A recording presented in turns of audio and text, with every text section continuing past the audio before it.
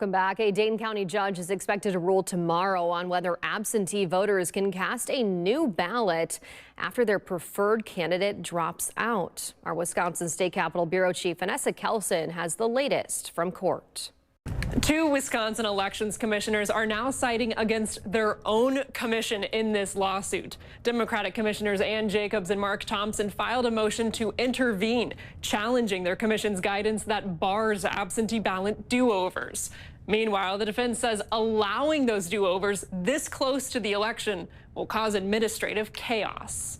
I mean, we're 2 weeks away from the August 11th election now, and if we're going to be doing something different, that is a change in the status quo that the clerks would have to scramble to be able to handle. The plaintiffs argue it is unconstitutional to deny absentee mail-in voters the same right as in-person voters to spoil their ballots. More than 100,000 mail-in ballots have already been cast. The primary is August 11th. From Madison, Vanessa Kelson.